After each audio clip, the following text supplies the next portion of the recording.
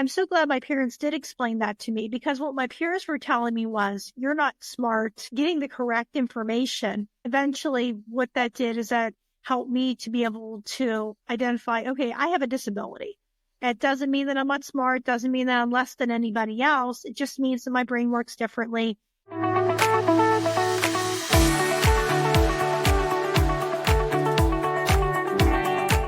Hello, everybody. Welcome to this latest installment of Nick Speaks, the podcast to giving the disabled a voice, where we speak up, speak out, and speak loud.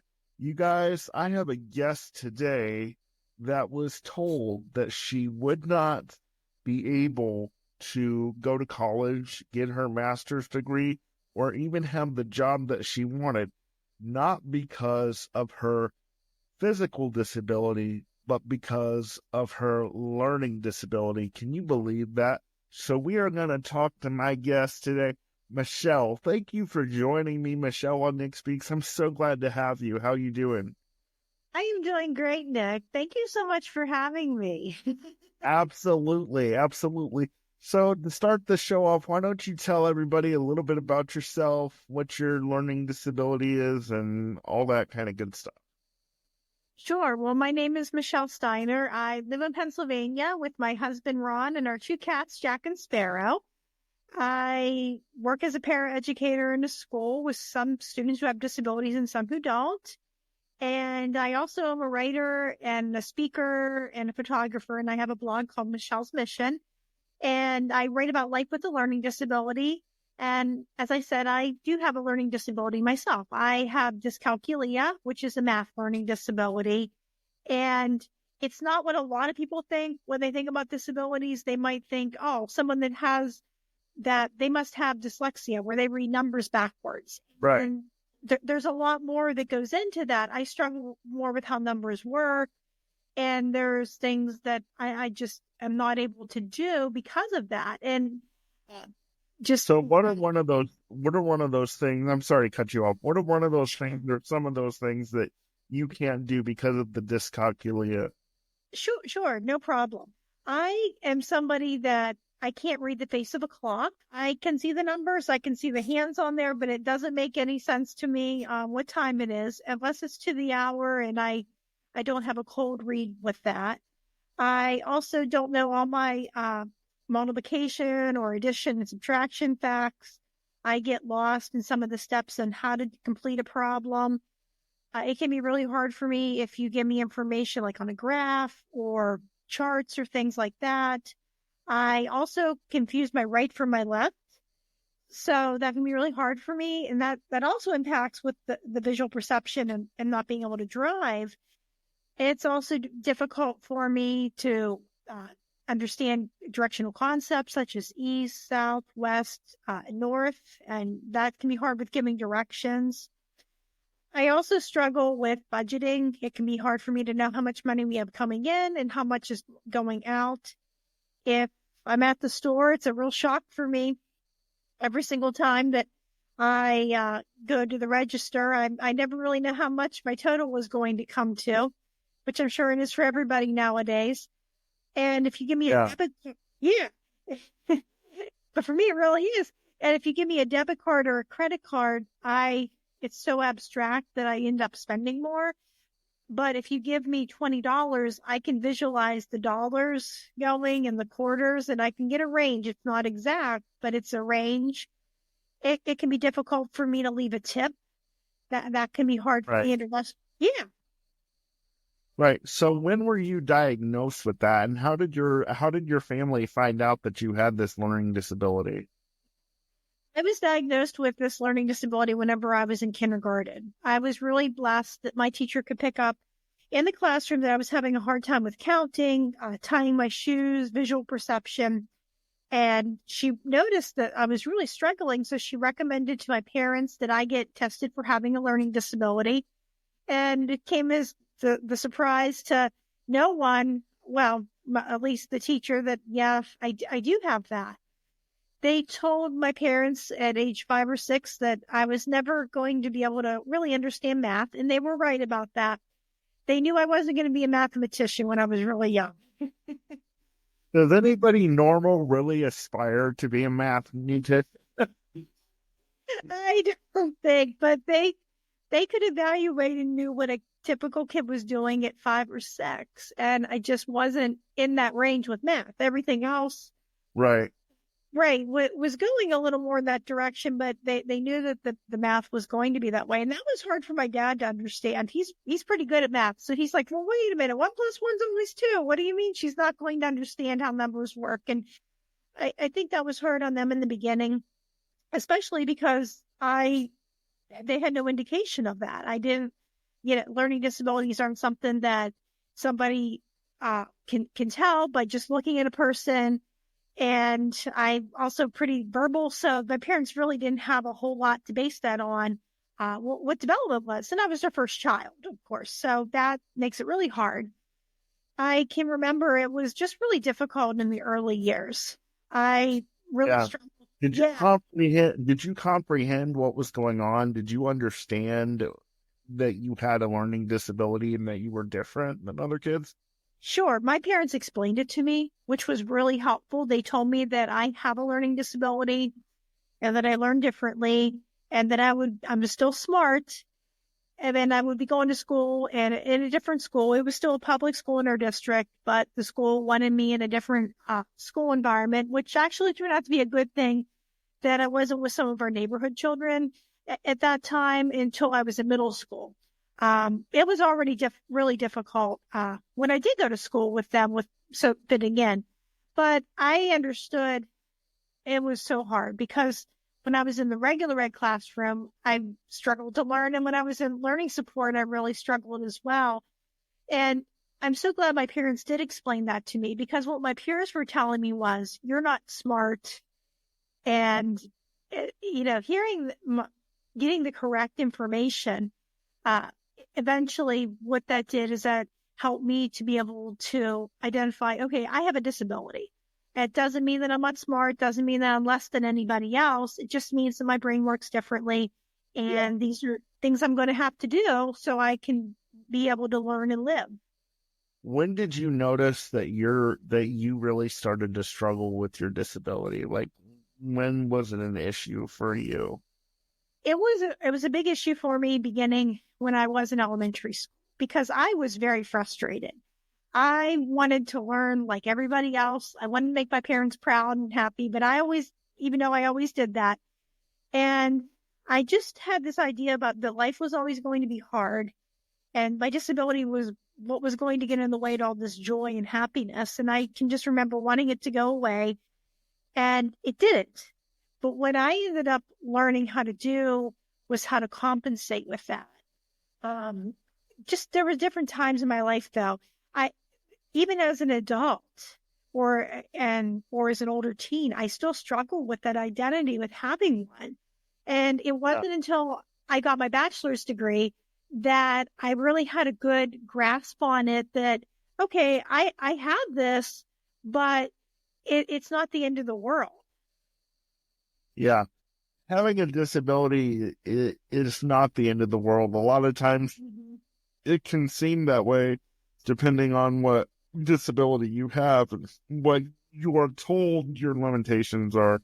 Because a lot of times we're told our limitations are going to be this, this, and this, and then we, surprise everybody and be like, not so much. Um, so like, so you went on, you graduated. Did you graduated from high school? Yes.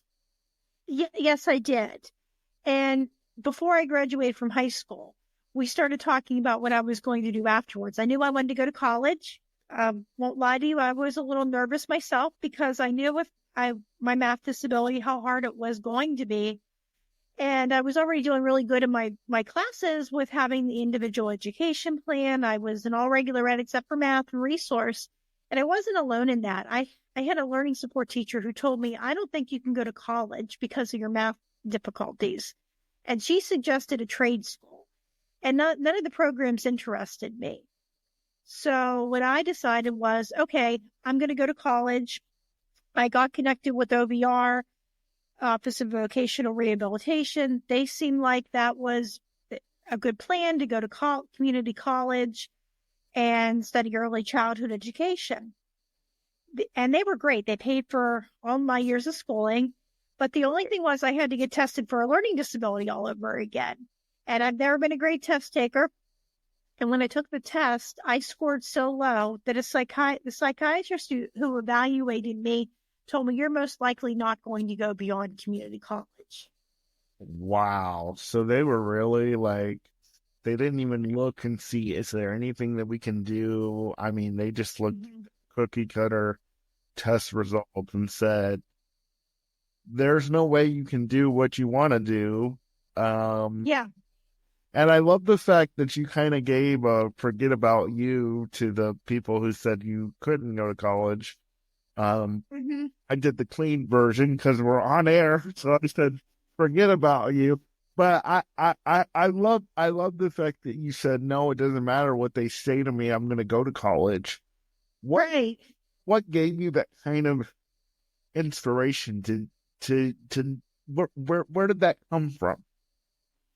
Well, first of all, that came from my parents who advocated for me from the time I was a very small child, and it really encouraged me. Whenever there was an individual education plan meeting, this is before they let students attend them when they were of age. My parents would say, hey, Michelle, we have your IEP meeting coming up. Is there anything you want us to talk about? And I would tell them what I wanted my parents to say, and my parents would get back to me with the results. So I had that, and I could talk to them, especially when things got really rough in college. I had some wonderful friends who were supportive. I started hanging out with some people that were a little bit older than I was in an adult writing group. So I had a lot of backing from them as well. And I also had one student teacher in high school that made the difference for me. She told me that I could go to college because I knew how to study. And hearing her words just really, I can't remember her name. I wish I did, because I would love to thank her. And sometimes whenever I heard her voice, when things got really difficult, that's the voice that I heard when I was at college. Because when I did get to college, it was difficult. I can remember I had an advisor who told me, well, you're most likely, you're going to have limited job choices. And just because of your learning disabilities. Oh. She told me that, let's say that I was going to do a lesson plan with kids and we're going to do a craft, that I wouldn't be able to count how much paper I was going to need for an art lesson. And she wasn't entirely wrong, but it's how I approach a situation. Sometimes I might have to count something a couple times to make sure I get it right. Sometimes I might have to be running to get paper, and just be humble and say, okay, I made a mistake with this. But they didn't give you any solutions. It was once again that cookie cutter rubber stamp that you have a disability, you're just not going to be able to fit in a lot of those categories. I had peers who thought that using services for people with disabilities on campus was cheating. And meant that you were the R word. Because I remember when we talked in your pre-call that even some of the students that you were with in your what do you call that, special support, even came out and called you the R word and said, but they were in the same boat as you. Yeah, exactly. Which was totally mind-boggling. Yeah, how people will do that, even whenever I was in high school. And I thought, okay, I'm going to college. I'm going to avoid all of this. No, it didn't quite happen that way. No. Yeah. And because of that, I didn't want to use accommodations. And that was probably a big mistake because my grades that were already dropped even further. And I was really struggling in a class that was outside of my major. And I was talking with the professor and she said, why don't we at least get you extended test time? And I did that. I was able to pass her class and I used it in some of my other classes as well. And I was able to graduate with an associate's degree in early childhood education. I took a little break. I moved out on my own for a while because I'm not able to drive because of my disability. And I loved having that independence, but I always wanted more for myself. And be careful what you wish for, because I had to move back in with my parents for a while for financial reasons. And it was during that time when my job was downsizing. I thought, this is the time to go back to university. I just had to give it a try. That's all I told myself. And I found a program that had the least amount of math and science possible, and it had disability accommodations. And this time I made sure that I used the accommodations. I had a note taker. I had extended test time. I had tutoring when I needed it. And I also advocated for myself. I would go up to my professors and introduce myself at the end of, at the beginning of every class, or at the beginning of a year if it was a new professor, and just tell them who I was and what services I would need. And most of them got the memo. I mean, they were really helpful. How can we help you? A couple of them didn't quite get it, but that was okay. And there was always that voice in the background that was saying, oh, you're cheating. And I just had to learn to silence that and move forward for what I needed to do. And I did a lot better. My grades improved dramatically. I even made Dean's List for a semester. Wow. I was able to graduate with a bachelor's degree in community programming for Americans with disabilities. That's awesome. So let's go back a little bit, because you just said that you made the Dean's List for a semester. I did not know, because you didn't even tell me that on our pre-call. So no, you're good. So how did that make you feel after you've had all these people tell you that you couldn't go to college, you wouldn't be able to get your master's degree, you won't be able to have the job that you want? How did that make you feel once you found out that you made the Dean's List? That made me feel amazing. I didn't get my master's, but I did get my bachelor's. Oh, your bachelor. Sorry. Yeah, no, it's okay. But it was amazing because I can remember years ago, one of my cousins was really smart, and he was in college, and I can remember his name was in the paper for making Dean's List. I thought, oh, that would be so cool if I could do that someday in my life. And I did make honor roll in school, and I just kind of pushed that as, that thought aside and went through college. And it was also really amazing because I just went through a really rough semester prior to that. I was in an intro to logic class to fulfill the math requirement, and the professor was really amazing. I mean, I passed because he passed me along because he knew I was trying, and he wouldn't even know what my grades were like in my other classes. He thought I was failing all of them, and I would have had a 4.0 if I would have gotten an A in this class. But I did, my GPA slightly was lower that semester.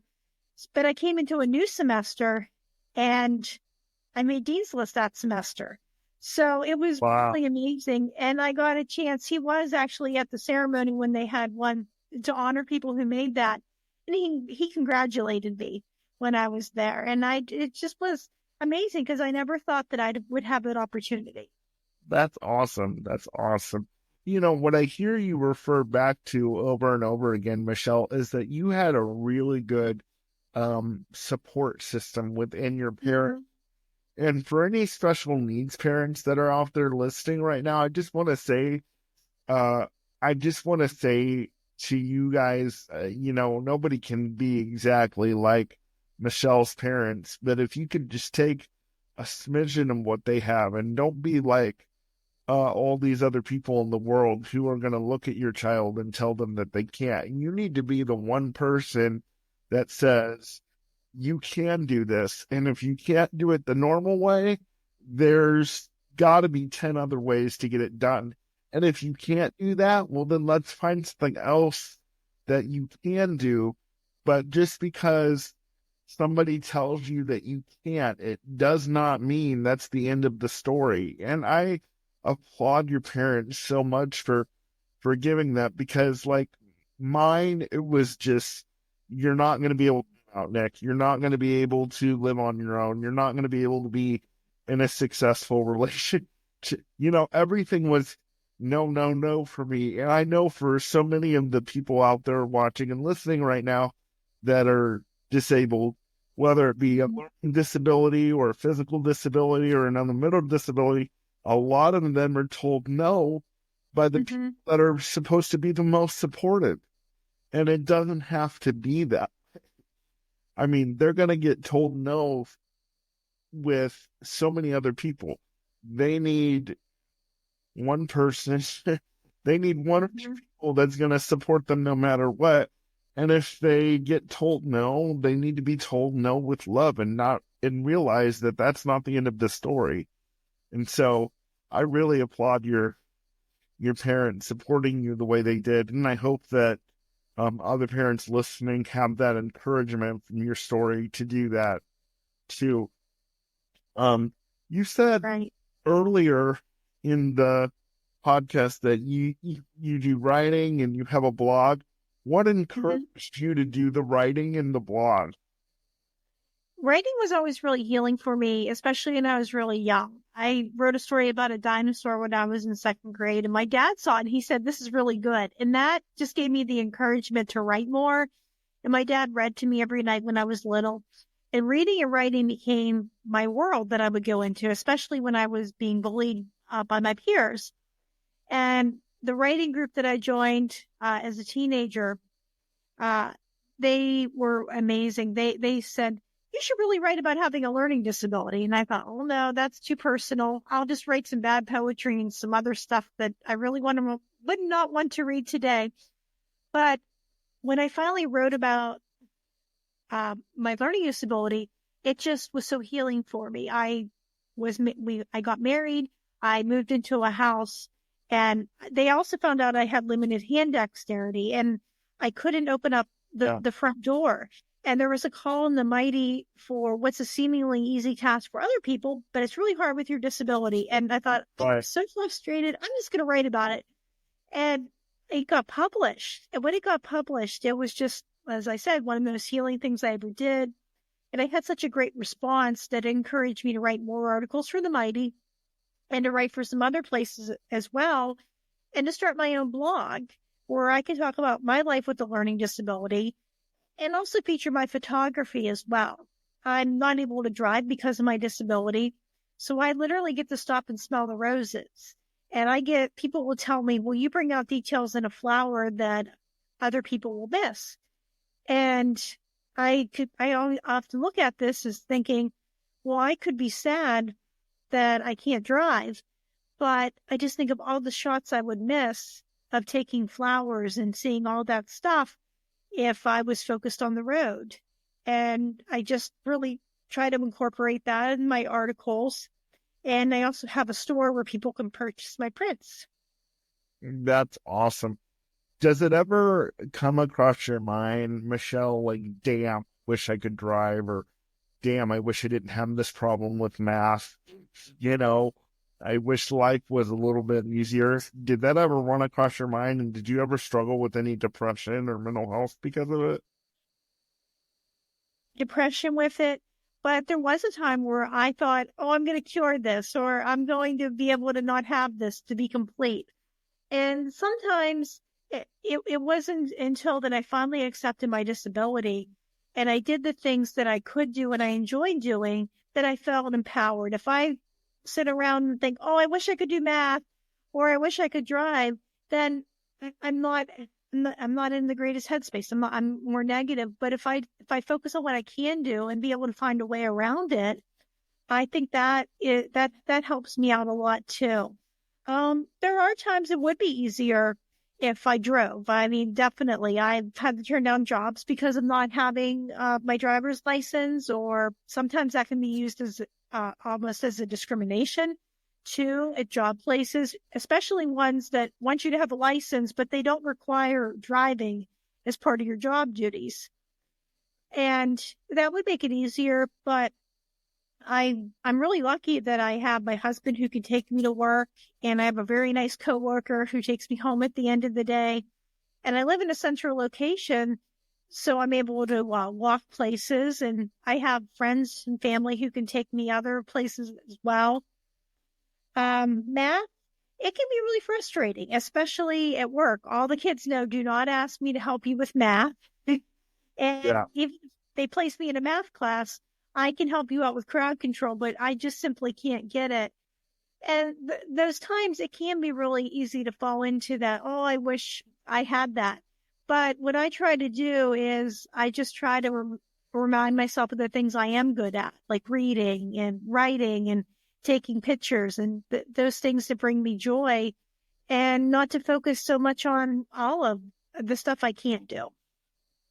Right. So how long did it take you to say, okay, it is what it is. I have this disability.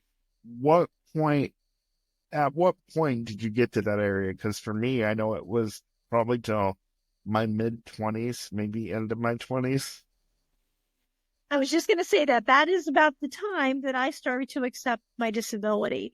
And it's when I was at university and I was doing well and I was with friends and things and I was doing good in my classes. And I thought, okay, I'm doing well. I still have a disability that didn't get cured, but I'm enjoying my life and I'm accepting that this is the way it is and that's okay. Yeah. So what do you think? One of the last questions I want to ask you and then Mhm. promote your cool stuff because I think it's awesome. Um, what do you think we need to do? What does America need to do? What do we need to say in the disabled community to stop us from getting written off at the onset? I think the biggest thing that we could do in the disability community is to be able to advocate and to speak up and to say, yes, I have this disability, but I don't necessarily need to be cured. I don't need to be broke. I don't need to be fixed because I'm not broken. This is just a different way that I have to live my life. And I am going to live and do things on my terms and to really speak what you need as well and learn how to advocate for yourself because the world is not necessarily made for a person that might think differently, might have to move differently. It's more for a person that's able-bodied or a person that appears to be normal or the world's version of normal. What is Right. normality means Yeah. it's geared towards one kind of person. And if people with disabilities are able to speak and to say, well, no, that isn't me. This is what I need. It's going to make that not only easier for themselves, but it's going to make it easier for other people as well.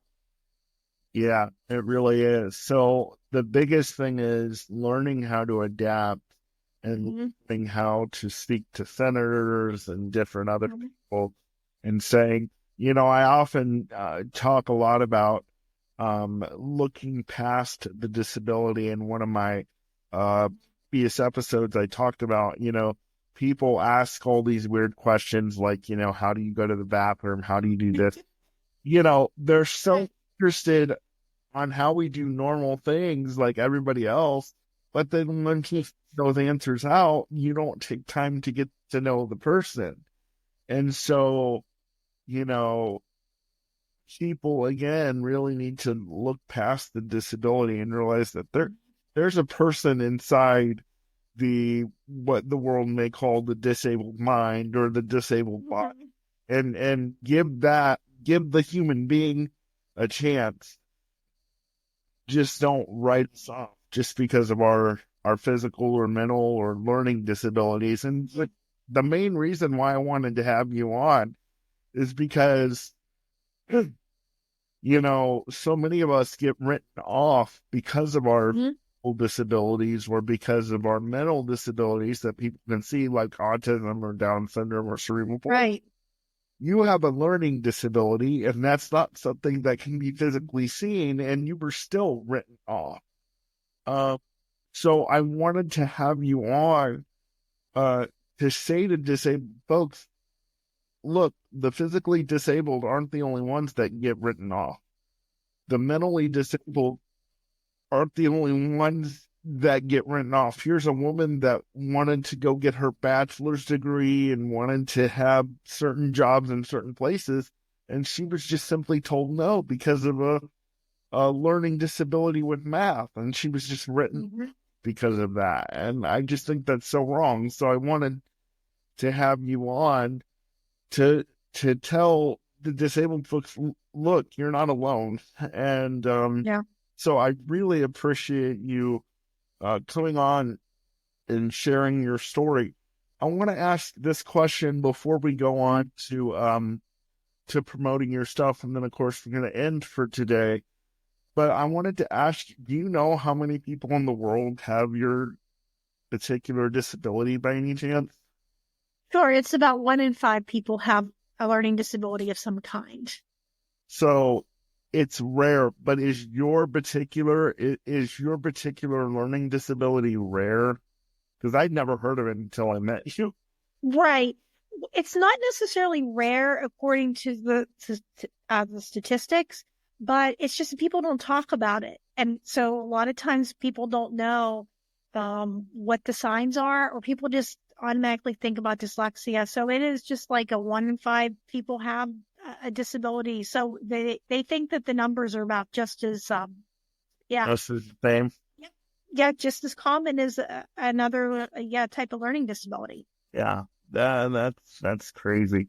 So you said you're a blogger. You said you have all kinds of print and stuff and writing. So why Yeah. don't you shout that out so the Nick Speaks crowd can find you? Okay, you could find me at my blog www.mrsmichellesmission.com. And what kind of things do you talk about on there? Like, do you have a weekly topic or? I talk a lot about life with just having a learning disability. Sometimes I might, just explain what having one is. My latest one is my learning disability is not a character flaw, because a lot of people think that that's a character flaw. Like my bad handwriting might be one, or I can't do math, Yeah. and it's not. It's not my character. It's my disability.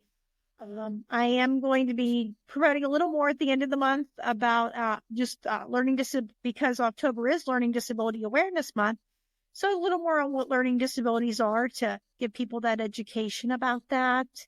And then sometimes I also do nature analogies with that. I might talk about the process of accepting my disabilities, like the process of a flower that's blooming.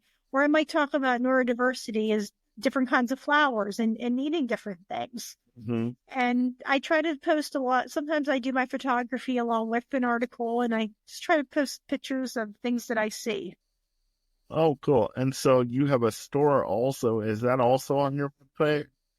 It is. Right now, I have a store there where people can purchase my prints as well.